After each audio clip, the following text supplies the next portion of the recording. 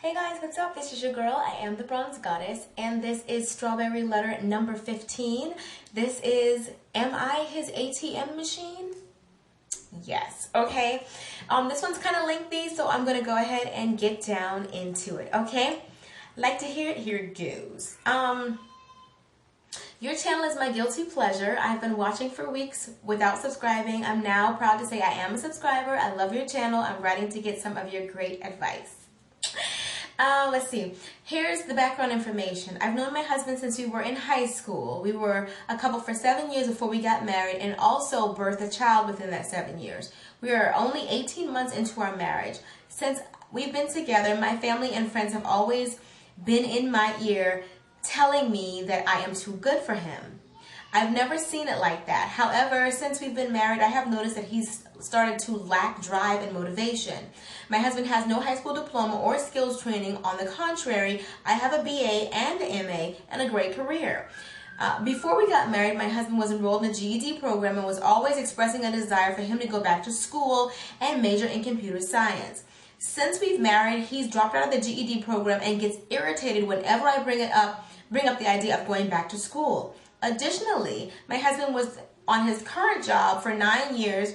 After our wedding, he was laid off. While he was collecting unemployment for 6 months, he didn't go out once to look for a job. Through God's grace, his former employer called him up and told him they had a position for him. He's back at the same job, but it's no longer a full-time position. It's part-time. I feel like I'm carrying too much of the financial load. It's beginning to become burdensome and overwhelming. I think I would feel better about carrying this load if my husband was looking for a full-time position, enrolled in school, or even trying to be more frugal. He is not. He buys $8 lunches almost every day, even when I brown bag his lunch. He has a cigarette habit. He spends money on unnecessary things. Though he's not happy with our financial situation, he's not doing anything to improve it.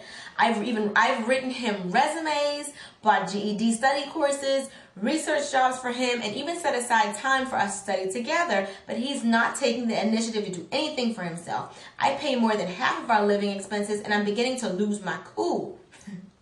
I don't want to make him feel like he's less than a man by talking about his lack of contribution all the time. I don't want us to argue all the time about money, which is starting to happen. I don't want him to start thinking of me as his personal ATM machine or his mother. What should I do?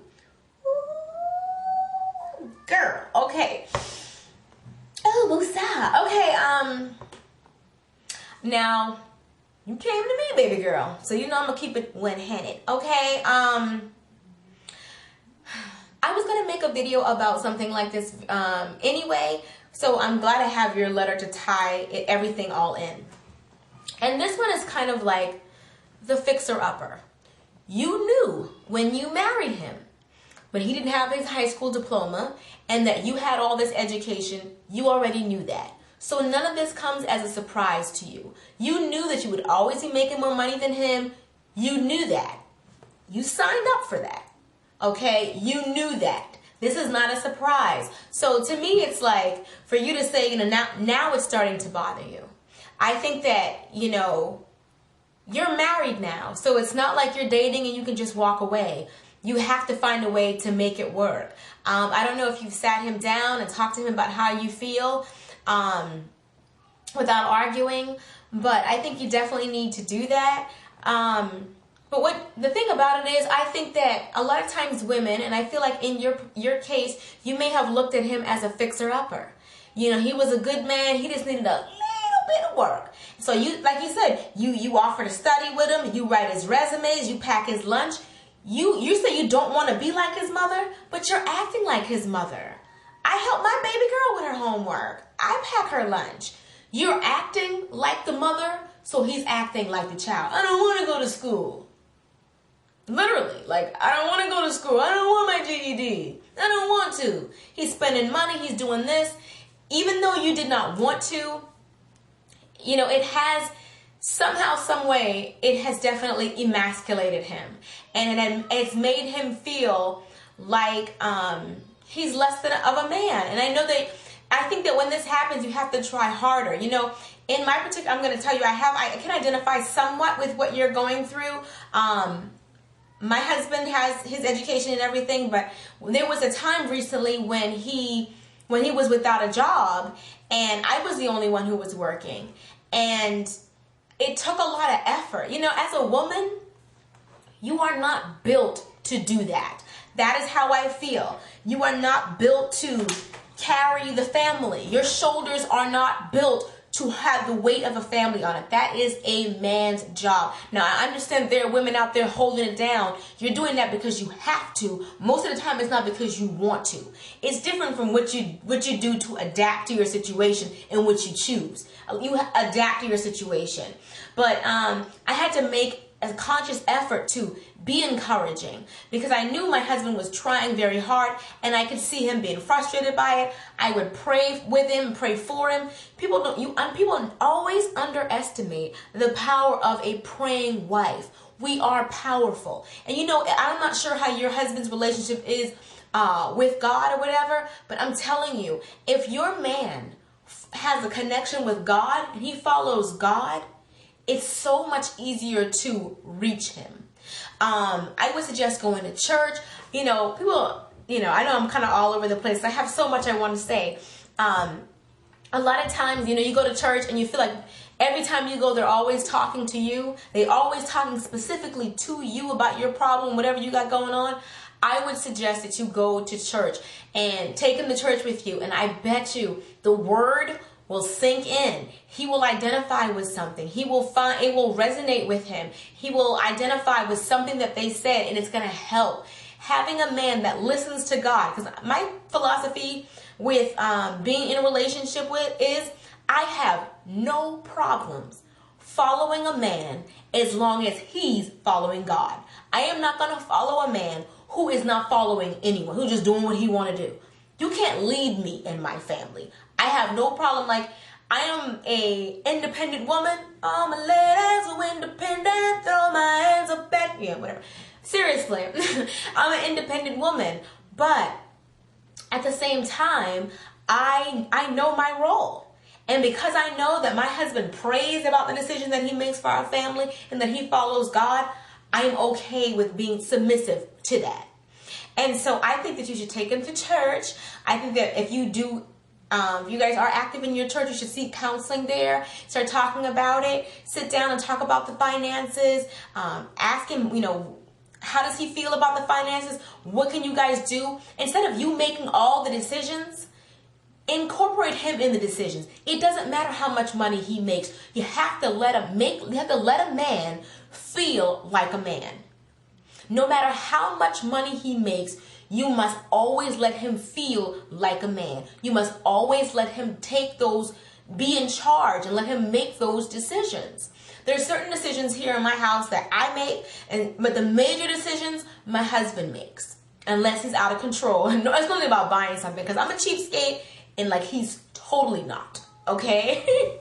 But I'm just saying, what I think you need to do is you need to stop acting like his mom, because packing his lunch and helping him with his homework and trying to get him to go in school, that all sounds like mommy stuff. What is the, baby, whatever you feel. You the leader. I tell my husband all the time, no, you're the leader. You're the leader. What do you think we should do? But I love the fact that he asks me and he tries to make it where it's, he incorporates my opinion into what he's doing. When it has to do with the whole family, for the most part, it's him. When it has to do with me, he's like, do whatever you want, which I appreciate. For the most part, I appreciate him just being like, do what you want.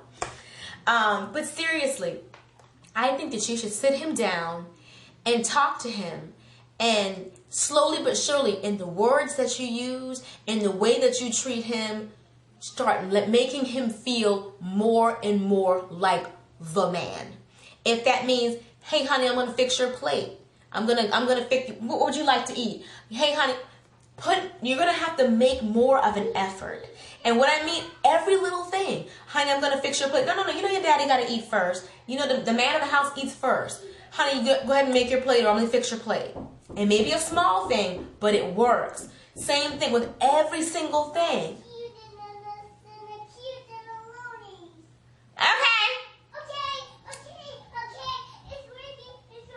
Okay, but anyway, I'm sorry. But anyway, like I'm saying, you have to make more of an effort to make your husband feel like he is the man and that he is in charge, and let him take more control. Say, you know, what would you like me to do? Or what would you like to do? What would you like for dinner? Consult him more. Stop making all the decisions, because I'm telling you, you're stepping into the man's role. And from the way it sounds, you're taking control. You're being the aggressor. And he's kind of falling back and being submissive. He's saying, well, he's acting like a bratty kid. Sorry about that, guys. But anyway, like I was saying, he's acting a little bit like a bratty kid. You know, he knows your financial situation, so why is he going to go out and spend money even though he doesn't want to? Because in his own small way, he's rebelling. You need to let him get his position back. Find little ways. Pray about it. Pray with him. Pray for him. Go to church and let the word sink in. All those kinds of things. If you can, just make sure that you just let him. I feel like from what you say, from the words that you're using, and how you're feeling like, I'm giving him money for this and I'm giving him money for that and all this stuff like that. Even if you have to give him a speech, you need to sit him down and say, you know what?